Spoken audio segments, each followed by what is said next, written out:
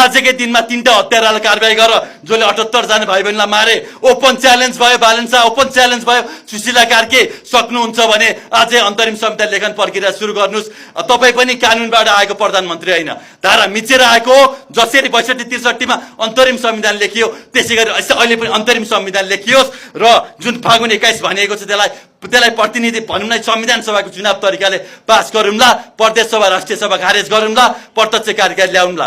यति तपाईहरुले गर्न सक्नुहुन्न, तपाईहरुको हिम्मत छैन र जेनजीमाथि हजुरहरूले भ्रम छर्न खोज्दै हुनुहुन्छ र यो आन्दोलनलाई तोड्न खोज्दै हुनुहुन्छ भने याद गर्नुस् 62-63 वर्षदेखिको 70 वर्षदेखिको यो तानाशाला त जेनजीहरूले युवाहरूले उठाएर फाले भने तपाईहरु त अस्ति भर्खर आएको काँचो खेलाडीहरू हो। याद रहोस्, तपाईहरुलाई पनि केही बेर लाग्दैन त्यो कुराहरू भन्न चाहन्छु। जनताहरू निराश नहुनु होला है, निराश नहुनु होला। ठूलो परिवर्तन भएको छ, तपाईहरुले गरेको परिवर्तन हो, भाइ बहिनीले गरेको परिवर्तन हो, जनताले गरेको परिवर्तन हो। 2-4 जना कुर्सीमा बस्ने मन्त्रीले ल्याएको परिवर्तन हैन। उनीहरु त आन्दोलनको बेला कोही छँदै थिएनन्।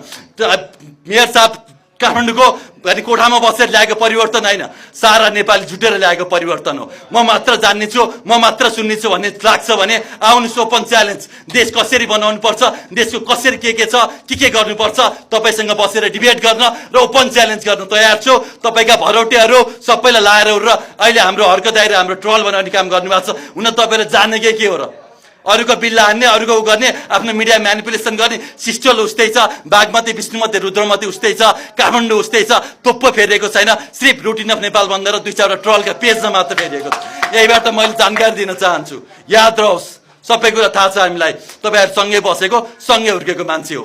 विदेशीको भनौँ न नुन खाएर विदेशीको नेपालीको खुन चुस्ने कामहरू बन्द गरियोस्। पुरानो सरकार र अहिलेको सरकार दुवैलाई भन्न चाहन्छु।